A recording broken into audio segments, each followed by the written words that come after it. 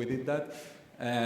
Sara is a graduate from Radboud University. She's been in EHT, the Event Horizon Telescope, since 2014, where she did the research on the black hole, and she's going to continue from here to explain more about that. I'm very pleased to welcome her on stage.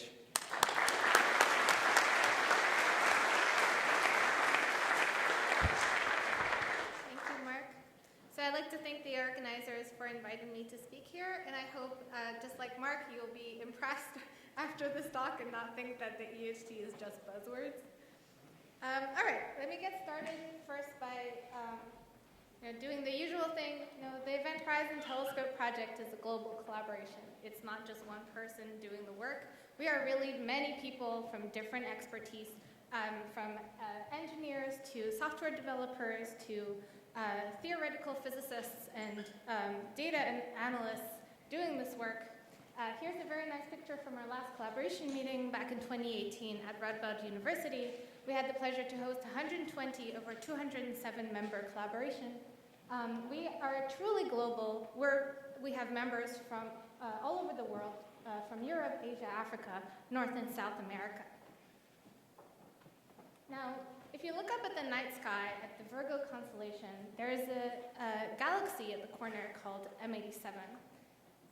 This galaxy is 55 million light years away from us. And the interesting thing about this galaxy is that it has a big jet of light that actually pierces through its entire galaxy. And this jet of light can be seen in radio waves and in optical. You can see the jet of light starts appearing here. Radio waves are unimpeded by dust, so with them we can follow using higher frequency and higher resolution instruments all the way down this jet of matter, all the way down to what's producing it, which is the black hole, as imaged by the Event Horizon Telescope and revealed to you all April 10 this year. Now, to reach this kind of resolution, this black hole is 55 million light years away from us, which means we see it on the sky as very small. This black hole is actually the second biggest black hole as seen from Earth. So it is basically one of our two chances to actually see the event horizon from Earth. So to be able to reach this kind of resolution, we actually need a telescope as big as the Earth. But of course, nobody wanted to fund that. So we ended up trying to piece together a telescope by borrowing telescopes that were already on the Earth and that were able to observe at the frequency we observe at, which is 230 gigahertz. So we built a telescope the size of the Earth by synthesizing a telescope virtually using different telescopes that were already available. Now, how do we do this? We use a technique called very long baseline interferometry, which connects different telescopes virtually. So imagine we have a source that is very far away from us. Because it's so far away, the waves we receive on Earth are actually plane waves. They're flat. Because of the geometry of the Earth, there's actually, for a single wave, flat wave, there's a delay in arrival at different telescopes. So this telescope will see it before this one. So how do we get around that? We actually have atomic clocks, or masers, to actually precisely time the arrival time of the signals, timestamp the signals, and then record them onto hard drive. This basically allows us to freeze the light as it arrives from the radio source, and then combine it and replay the movie at a later date. These clocks are so accurate that they lose a second every 100 million years. That's the level of accuracy we're using. Each telescope is equipped with a clock. The reason why we need many telescopes is to make an image, actually. So say we have a pair of telescopes. Telescopes closer together would see more signal in common. So they actually tell us about large-scale structure in our image. Telescopes further apart would see less signal in common, so they tell us about very small structure in the image. So in order to make an image, we need a variety of telescopes at different distances from each other to get large-scale and small-scale structure, and also at different orientations along the Earth to actually get different orientations on the image. So this is the reason why we need to collect as many telescopes as we can. So to get a sense of what the EHT's resolution is, which is about 25 microarc seconds, here's a very nice image of the M87 jet, this jet of plasma that I told you about that pierces through the galaxy. The actual entire galaxy is actually just this white dot. That's how big this is.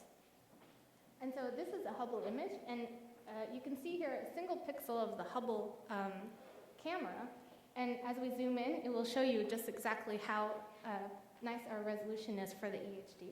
Just inside here, this tiny thing is our image. So let me introduce to you our telescopes from the Event Horizon Telescope. So we observe at a frequency of 230 gigahertz. This is high-frequency radio waves. So I told you that radio waves can pierce through dust. So with them, we can pierce through all the way, everything inside the galaxy, all the way down to its center, with higher and higher frequency. However, at 230 gigahertz, the frequency is actually, the radio waves at this frequency are highly susceptible to water vapor in our atmosphere. So the water vapor actually scrambles and attenuates our signal. So in order to get enough signal to maintain strong signal received at the telescopes, we need telescopes at the most extreme locations on Earth, at very high and dry sites, where we have less atmosphere and less water vapor to guarantee strong signal received at the telescopes. So the EHT experiment officially started back in 2008. The first telescopes who joined were these three, in Arizona, in Hawaii, and California. Then as the Event Horizon Telescope commissioned more and more stations, we got another station joining us in Hawaii. This one is extremely sensitive because we actually combine multiple dishes to make a mega dish at that specific location. So the SMA joined us in 2012, and then in 2013, the CSO in Hawaii joined us. And then the IRAM 30-meter in Spain, which some of you may have heard of earlier today, joined in 2013, along with the Apex telescope in Chile. Then, sadly, the CSO got decommissioned, so it left the Event Horizon Telescope. And we, in 2015, we commissioned the LMT in Mexico that joined us. Then Karma left us back in 2015, but we added the South Pole Telescope in the Antarctic. Then we're very close now to having a full 2017 array. There is a very important station that joined us in 2017, the Atacama Large Millimeter Array in Chile. The Alma telescope is the most sensitive and extremely, is basically the best radio telescope available at high frequencies right now. It is state-of-the-art and is a global collaboration also. Alma consists of, so we used about 35 dishes mixed together into about a 70 or 80 meter mega dish. It became the most sensitive station in an Event Horizon Telescope. So here are the stations in our 2017 array. They're at 6 different locations. 6 of them are single dishes, and 2 of them are phased arrays, so arrays of telescopes joined together. And as you can see, all of them look extremely different. They were all designed for different science, but we actually just simply borrowed them and have them join the collaboration for them to participate in our EHT observations. So although all these telescopes have different designs and operations, they have 2 things in common. One of them is these masers, these atomic clocks I told you about that actually time the signal. The second thing they have in common is our custom EHT backend. This is our recording backend, which is the same at each telescope. Back in 2017, we recorded at 32 gigabits per second. In 2018, we've now expanded to 64 gigabit per second recording. So the signal, as it arrives to the telescopes, gets basically down-converted, digitized, and then recorded onto these stacked hard drives. Each box here is called a module. It is a stack of about 8 hard drives. During our 2017 campaign, we used 92 modules, which is about 736 hard drives. It's a lot. And so in total, we recorded about 4 petabytes of data, recording and observing a variety of sources. So I told you that the atmosphere is really important, and we need to have low water vapor in our atmosphere for our signal to be strong. So in order to guarantee our good data, we actually need to have close monitoring of our weather conditions at each site.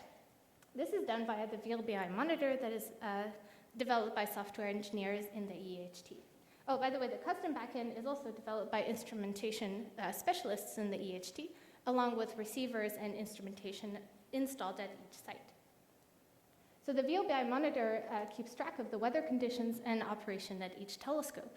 And during our EHT campaign, we have a 10-day window in which we triggered 5 days. So we had to pick which day had the most stations available, because as you know, the more stations we have, the better image, so we really needed to have every station we could get. And so we selected the days that had the best weather at each site and most sites available. So we triggered 5 days out of 10-day window, being very careful about weather selection. Of course, none of this would have been possible without our instrumentation software and operations experts and our operators and telescope staff that actually go to the telescopes and carry out our observations. These are beautiful pictures from our 2017 campaign. As you see members of the Event Horizon Telescope at various sites, I'm here at the Arizona Telescope, so I took part in the observations that made the M87 image. So I told you these signals get recorded onto hard drives at each site, and then the only way to get them somewhere is to ship them by plane. So we have to ship them to a central computing facility called a correlator, where all this data is basically then played back. Then it goes to a calibration stage where we strengthen the signal by modeling various effects in the instrument and atmosphere. And then it goes on to imaging, which actually produces the image. So the imaging process is only basically the last step of this chain, and there are so many people involved in every process up until then. So I'll let you see this again. So flying to hard disks, to correlators, and then it goes on to the calibration stage, and then finally imaging softwares get calibrated data that are then imaged. All right, so throughout this process, all the way from the raw signals we get at the telescopes, which are petabytes of data, down to correlation, which is terabytes of data, calibration, which outputs a few hundred megabytes, all the way down to the image, which is a few kilobytes that you can just send on your phone, we go through 12 orders of magnitude of data reduction.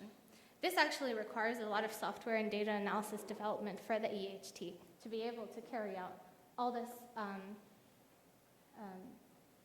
this reduction in data size and quality checks for our data. So I told you about these supercomputers, correlators. So the correlation stage is actually done at 2 different sites. Each of these sites correlates half of the data independently. One of the correlators is at MIT Haystack Observatory in the US. The second one is at the Max Planck Institute for Radio Astronomy in Germany. So you can see here the stacked modules I told you about. These are the modules from our 2017 campaign that got flown to Haystack for correlation. So what's correlation? So it's very simple. It's this mathematical formula here. And it basically involves just simply getting the coarse-correlated signal between different stations. So what signal is seen in common between these stations? What we record at the telescopes, these petabytes of data, is actually really dominated by noise. The signal is actually really, really small in there. And so we need to extract it at the correlation stage by modeling the Earth's geometry and taking into account these delay arrival times at the different telescopes. However, correlation suffers also from the atmosphere. The signal that arrives here is also scrambled by the atmosphere at each site. So it doesn't come out all clean. It is attenuated and scrambled. And it turns out that the correlated signal is actually really, really small, even after the correlation stage. So in order to strengthen the signal, we have to go to calibration. The calibration process is quite lengthy, and it allows us to go from the small signal in correlation to something that could be imaged, to something that is in terms of brightness in the sky, what is actually seen by the telescopes. So we talk in terms of baselines. A baseline is what we call a pair of telescopes. So here we have 3 pairs of telescopes, or 3 baselines. Here on the x-axis is time. In blue, you have the amplitude of the signal, and in red, you have the phase of the signal, basically the relative delay of the signal between 2 telescopes. As you can see, before any calibration, you have huge jitter in the phase. These red points change on a time scale of a few seconds, which means that if you try to average the signal, the phase will actually, because it's not coherent, it will actually scramble your signal and you end up with a weaker signal than you start with. So how do we do any data averaging? What we do is actually solve for these instrumental effects in the data through various software tricks that allow us to basically decouple each effect from each station and remove it for all the data of that station. Once we do that, we get phases that look like this. They're nice and flat. This is all real data, by the way. This is what our data looks like. You get these nice flat phases, which means now we can average the signal for a long time, and then we can strengthen the signal. So I told you about how important Alma is. This is where it comes in.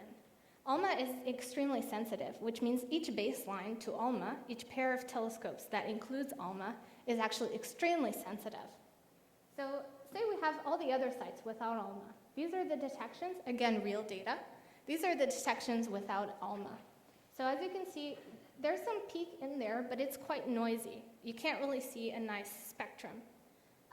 But because of the sensitivity of Alma, we can actually use all the pairs to Alma to solve for all the effects of that station, and then basically use Alma as the core of our calibration of the phase.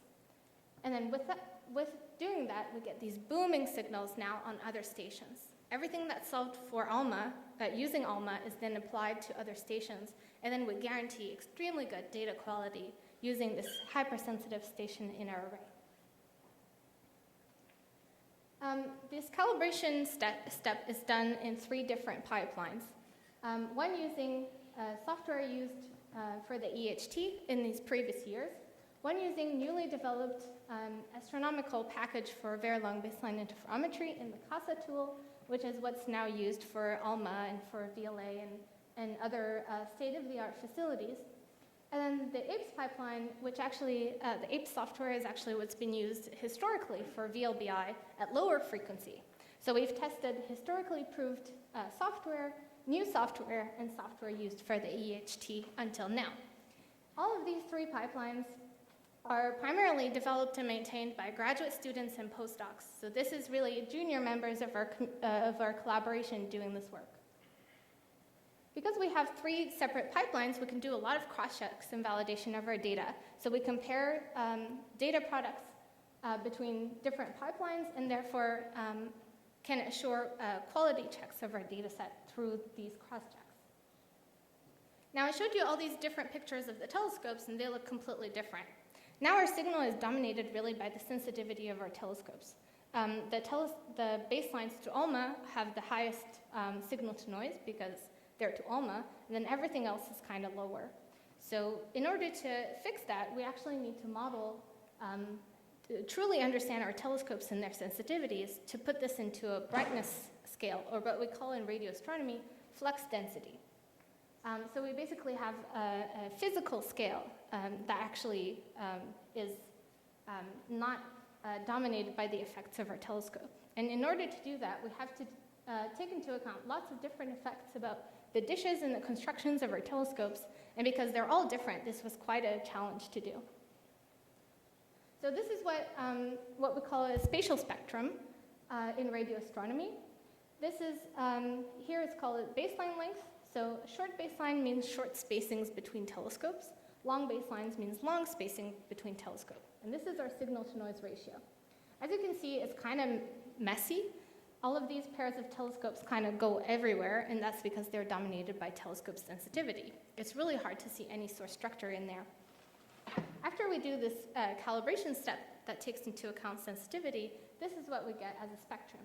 It's now much cleaner data, and this is the source structure we're waiting for. As a radio astronomer, this was the coolest plot I'd ever seen. It was like the most beautiful thing, like not even the image. This was the best thing I've ever seen. And the reason for that is that this is basically because it's a spatial spectrum. As radio astronomers, we always work in Fourier space. So we can think about what Fourier transform would look like this. And if you're familiar with Fourier transforms, you'd be able to see it, but I'll show you guys what I mean by that. So you see it kind of bounce here. The reason for this bounce that got us all excited is that if we plot on top of it what we'd expect a ring to look like in the Fourier space, in the spatial spectrum, it looks like this. So this was extremely exciting for us because we said, wow, we see structure, there's something seen, something that may look like a ring. And so this is what the data looks like that's then passed into imaging. So what's imaging? We use a process called Aperture Synthesis. Basically, as M87 becomes visible to these new stations as the Earth rotates, in this case, you are M87 in this kind of globe. So you are M87, and this is how the stations would see you as the day goes by.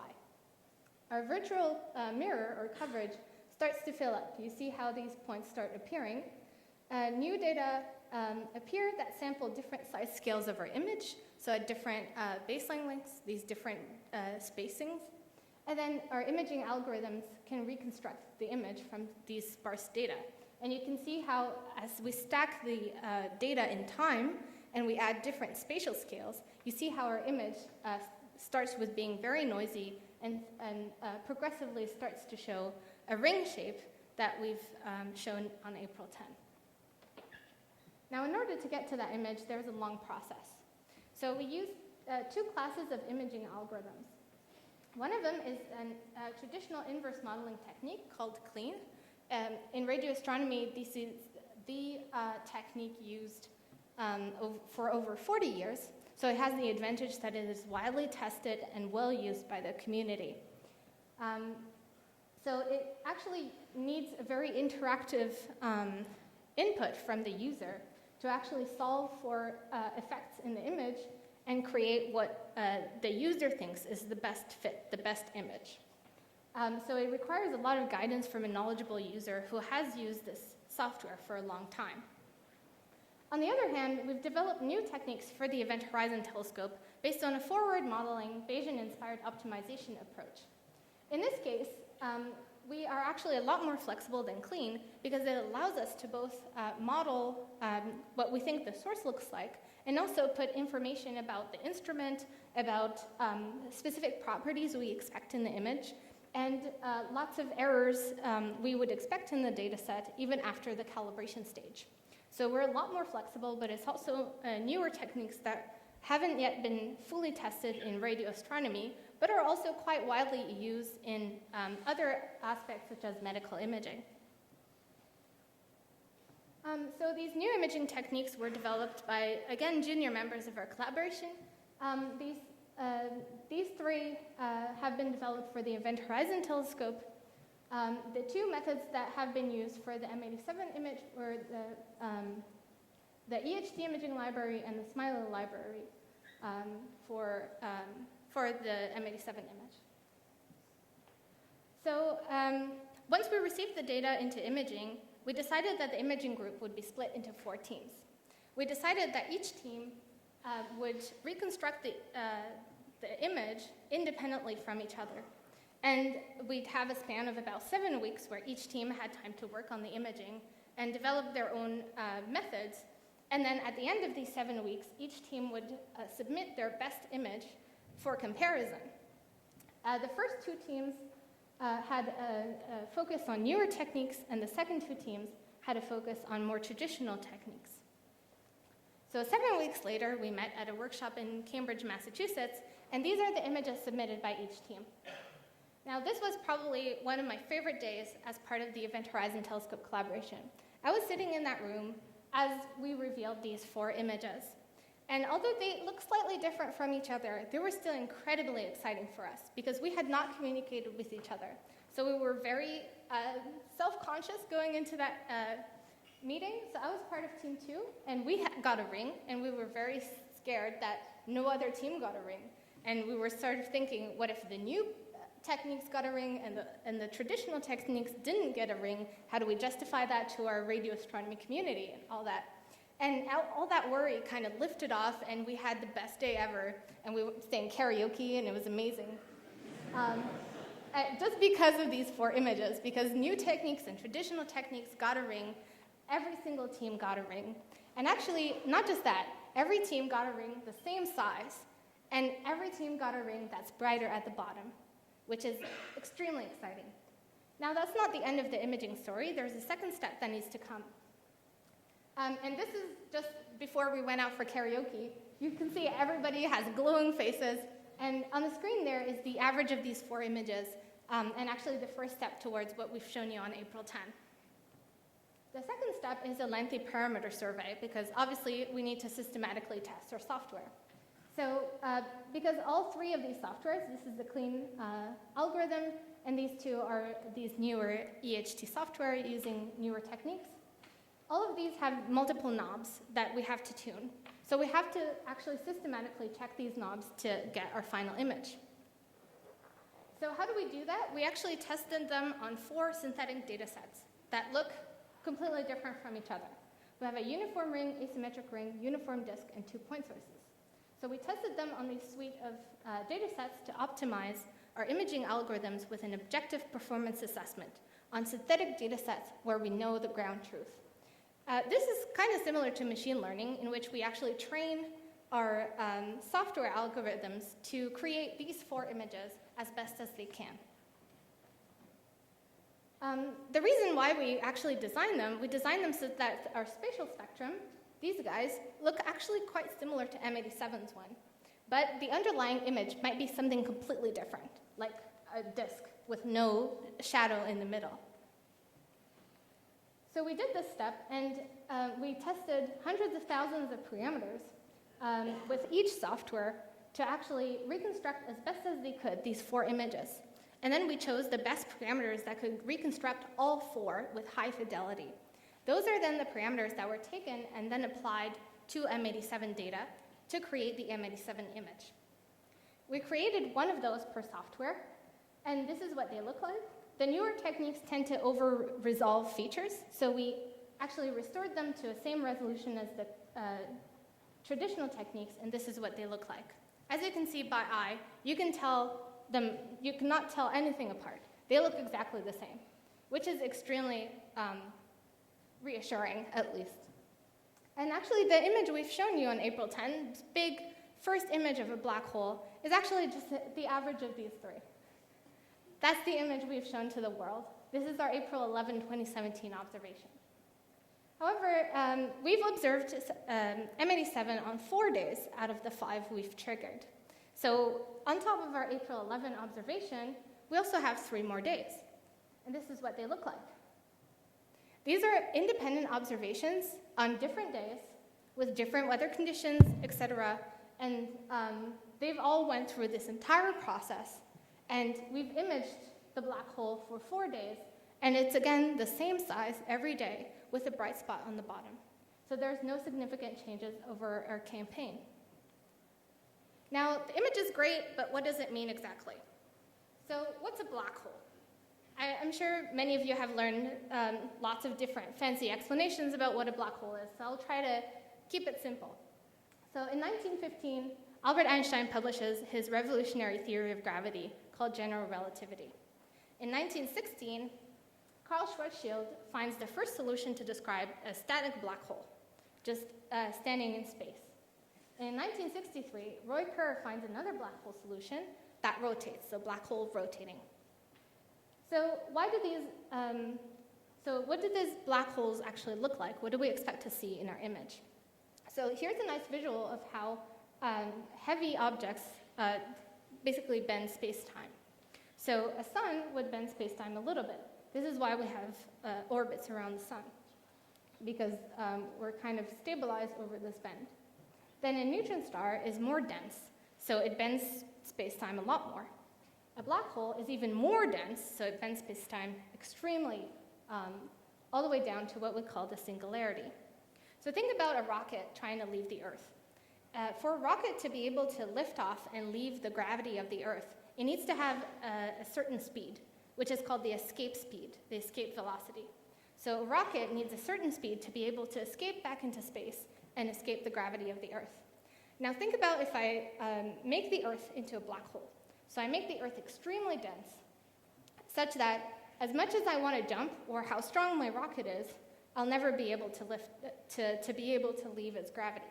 The reason for that is that at some point, the escape speed you need to escape a black hole becomes actually higher than the speed of light.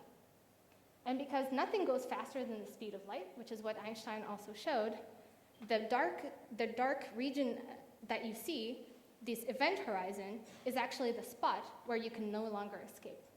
If you go a little more in, no matter how fast you go, you'll never go faster than the speed of light, and you can't escape.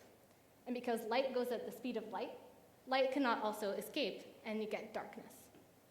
Now, dark spot, you understand, right? Follow me? Okay.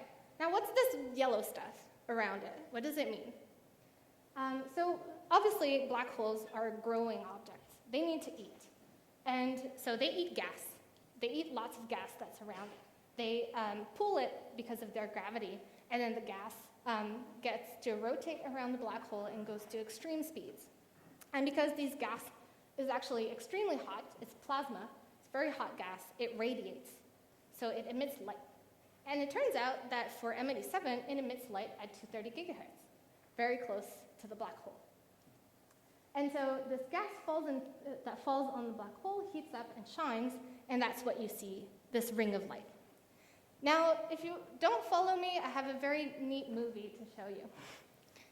So there's a black hole here bending space-time, and we follow these light rays that go around the black hole. You can see how the black hole affects these light rays.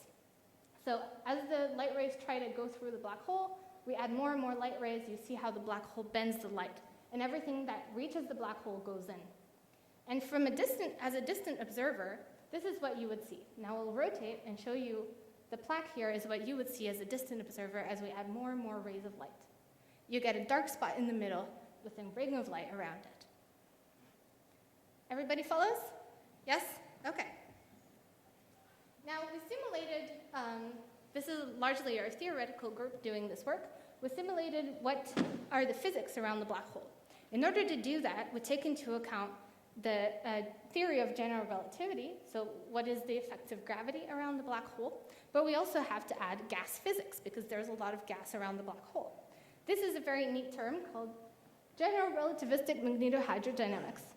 That's what we use, called GRMHD. So general relativistic is Einstein's theory. Magnetohydrodynamics means we include gas dynamics and magnetic fields to simulate the environment near a black hole. These images are produced from a library of simulations using 4 independent codes.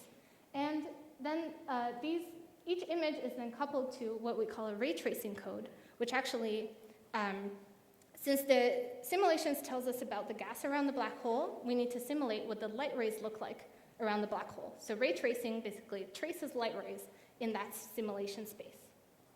And we do that with 3 independent codes too. Lots of different branches. What you see here is this ring of light right around the black hole. And the inclination of the black hole actually changes what we see. So you can see if you're looking face on, you see a nice ring. And if you're looking edge on, you actually see the edge of the disk here, this disk that orbits the black hole. Then there's one part that's brighter and one part that's dimmer. This is called the Doppler effect. So as light gets closer to you, it appears brighter. And as it moves away from you, it appears dimmer because it's moving so fast. So that explains then, so we have the dark spot in our image. We have this ring of light, and one part is brighter on the bottom. That's the part that's coming towards you. With that, our simulation experts found that the black hole in our image is actually is spinning into the board. So it spins like this, and the gas that you see in the image rotates clockwise. So that's what we were able to find with our simulations. And in order to do that, we tested a large parameter of simulations, our simulation library, which looks like this. These are all the simulations done by our theory group. And each simulation actually takes several weeks to run on a supercomputer. They're extremely valuable. So this is basically how our observations are compared to our model. And here it shows basically what the model looks like. And then if we restore it with what we know the EHD operates as, and then its actual resolution, we get something that is extremely similar to our image, which is this. So now you understand this bright spot and the ring of light and the dark spot in the middle. Follow me? Yes. Great. Now, what do we learn from the image, actually? So we learn about properties of the black hole, but we can also measure its mass. So far, before our observations, we had 2 mass measurements for M87. One that is 3.5 billion solar masses, and one that's 6 billion solar masses. We didn't know which one to trust. They both had different methods. If it was the smaller mass, we wouldn't have been able to see a shadow. So we just, decided to bargain and observe it anyway and say, hey, maybe it'll be the high mass and we'll see something. Luckily, it turned out to be the high mass, and we actually saw the event horizon, but it was really a gamble. So the mass of a black hole is actually proportional to its shadow size. The bigger the shadow, the bigger the black hole. And we actually calibrate this constant here using our simulations that actually tell us about the properties of the gas. So we use 3 different methods to measure the size of the shadow and therefore the mass. One of these is just to measure it directly from the image. So we just trace a line following the ridge of the image to get a diameter. And then the uncertainty is then the uncertainty on the diameter, like this. Then we also do it by modeling the data using geometrical shapes. So basically start with a disk, hollow it out, shift it around, shift it as a circle, and then blur it to remove sharp edges, and therefore then we fit the size and get the size of the shadow. So this is how we basically search this parameter space to get the size of the shadow, all the way searching it. The next thing is to get it directly from our simulations by scaling them. And then this is how the different fits, how the simulations fit to the data, and then we get a size estimate from that. We use 3 different methods in software to do this, all of them again developed by junior scientists of the EHT. And except Dynasty, which was actually an open source project by a graduate student at Harvard, which we actually found accidentally, and we were thrilled that it was something we could use for our project. And it was developed for something completely different. So all of these methods got a consistent mass estimate, which is 6.5 billion times the mass of the sun. M87 is one of the largest black holes in our known universe. Just to get a sense of scale, there's this really cool thing from XKCD that actually shows the sun here at the center, the orbit of Pluto, and where Voyager 1 is actually right now, which is at the edge of the shadow. This is how big M87 black hole is. It's bigger than our solar system. So you might ask, well, that's all great, but is Einstein right? Like, what do you get from this? And what I can tell you is that these rotating black holes that we got from Einstein's theory predict shadows that are highly circular. So no matter how fast the black hole is spinning, the black hole shadow still remains circular. However, alternative gravity actually flattens the shadows of the black hole. They don't look circular anymore. What we could tell from our image is that we are circular within 10%, which is consistent with Einstein's theory of gravity. Einstein's right again. So yeah, we didn't prove him wrong. That's not necessarily a bad thing. So what's next for the EHT? We have another supermassive black hole. I told you M87 is the second biggest. The biggest one is the one at the center of our galaxy, Sagittarius A star. It's here's the nice radio image of this mini spiral at the center of our galaxy. Right in the middle there are some stellar orbits. Some of you may have seen this before.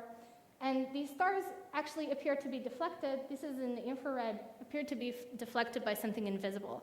There's something in the darkness that deflects these stars. And it turns out that these stars tell us that what's in this tiny spot here is about 4 million solar masses, which means it's a black hole. So if we observe it in radio, this is a new paper we had this year, if we look at it at 86 gigahertz, which is not quite the frequency of the EHT, we see that it's actually quite round and symmetrical, which actually tells us that maybe the black hole is again pointed right at us, kind of like M87, so we'd see a full ring. Then with the EHT, we don't know yet because we're still working on it. That's the next step for us. The thing with Sag A star is that it's about 1,000 times smaller than M87 in terms of black hole mass. And the heavier a black hole is, the slower the gas orbits around it. So Sagittarius A star being very light means that the time scale of the gas around it is extremely fast.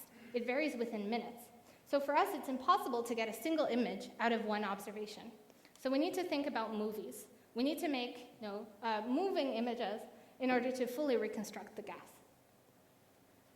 So that went too fast. So how we do this? So we basically assume that images at nearby times are not independent, and that all frames should be reconstructed simultaneously, enforcing continuity. And we do this by favoring temporal continuity or a stable average image or a stable flow. And there are several ways to do this. So this is within the EHT imaging library, enforcing temporal flow. Here's within Smiley library, enforcing a single average image. And here's with Starwarps, another software developed by Katie Bauman, which you may have heard of, with a slower rotating image, enforcing persistent motion in the image. Another thing I've been working on is improving our images, even if we're missing stations in case of unstable weather conditions, by constraining the actual imaging region in our image where the flux should be. If we know the size of the image, where the brightness distribution should be, by using image moments, and we're able to reconstruct better fidelity movies.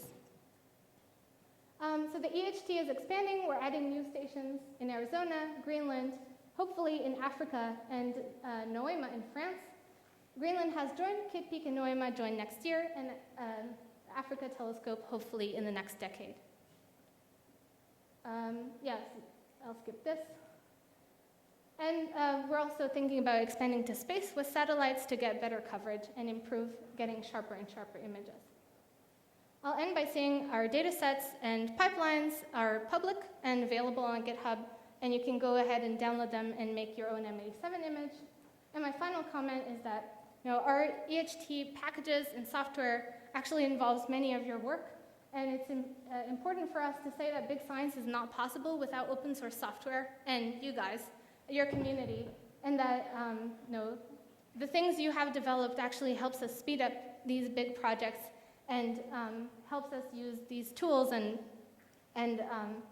we need to emphasize more that open source is incredibly important for science, and especially for the Event Horizon Telescope. Thank you.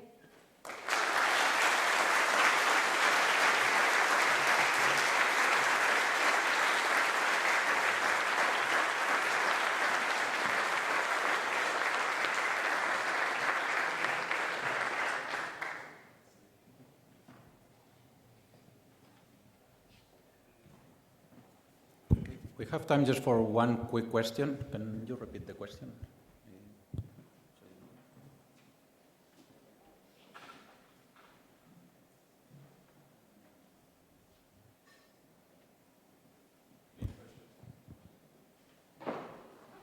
Any questions? Are there plans to continue gathering more data on M87? Do you, or how much can you improve on the resolution of the image by continuing data acquisition? Yeah, that's a great question. So we actually observed in 2018. We haven't received that data yet, but we're working on it. And these additions to the Event Horizon Telescope, especially the Greenland Telescope, would actually improve the resolution of the image because we get more north-south, further apart baselines. And we want to reconstruct this jet that we actually don't see in our image. Our image is just this donut, right? But we know that M87 is blasting this enormous jet that we can see pierce through the entire galaxy. So in order to improve our dynamic range in our image, we need stations that are closer together, which is where Cape Peak comes in. It's very close to the SMT, the other station in Arizona, and that will help us recover more of the structure.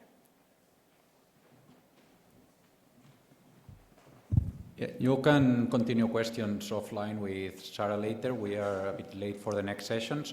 If you are coming to the social event this evening, please go to the reception as 2 days ago to get the bracelet so we speed up the process for when arriving to the restaurant.